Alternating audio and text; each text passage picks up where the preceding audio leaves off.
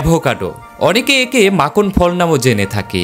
এটি বাংলাদেশে এখন ব্যাপক জনপ্রিয়তা পাচ্ছে, চাষিরাও এটিকে চাষ করতে আগ্রহ দেখাচ্ছে।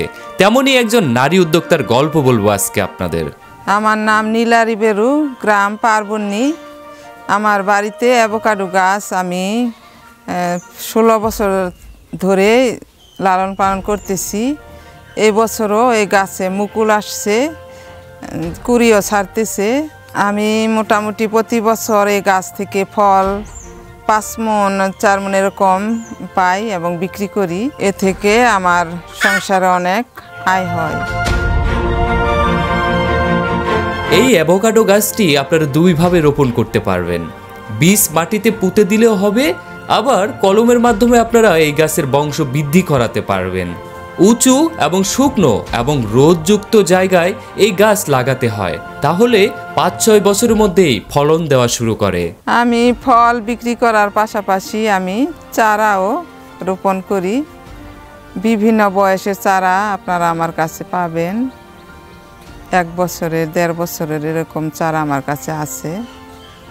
প্রায় 200 মতো চারা আছে আমার কাছে। শীত শেষ হওয়ার আগেই এই অ্যাভোকাডো গাছে মুকুল আসতে শুরু করে এবং ধীরে ধীরে কুড়িও আসতে শুরু করে দেয়। আপনারা দেখতে পাচ্ছেন এই গাছে কি পরিমাণ মুকুল এসেছে। আপনি চিন্তা করুন, আপনিও যদি অ্যাভোকাডো গাছ রোপণ করবেন, তাহলে আপনার আগে সঠিক তথ্যটা জানতে হবে যে এই গাছের চারা বা কলম কোথায় পাওয়া যায়। এরপরে আপনারা শুরু করলে হয়তো এই অ্যাভোকাডো গাছে সফলতা পাবেন।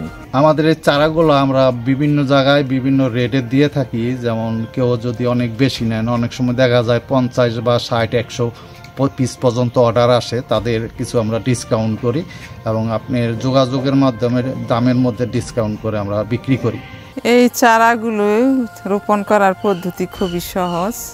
আপনারা সহজে এই চারা রোপণ করতে পারেন। তবে এই চারা রোপণ করতে আমরা মাটিটা আগে প্রস্তুত করতে হয়। জৈব সার দিয়ে আমরা কিছুদিন ওই যে জায়গায় চারাগুলো লাগাবো ওই জায়গাটা আমরা জৈব সার দিয়ে মাটি প্রস্তুত করে রেখে দিব। তারপর হয়তো বা 1 মাস 1.5 মাস এরকম রেখে দিয়ে তারপর ওই জায়গায় আমরা চারাগুলা লাগাইতে পারবো। চারা লাগাতে হবে এমন জায়গায় যেখানে বর্ষার পানি জমে না থাকে। যদি জমে থাকে তাহলে ওই গাছ বা চারা মারা যাবে। তাহলে আমাদের জানতে হবে যে এই চারা কেমন জায়গায় লাগাতে হবে, তাহলে আমরা ওইভাবেই চারাগুলো রোপণ করব।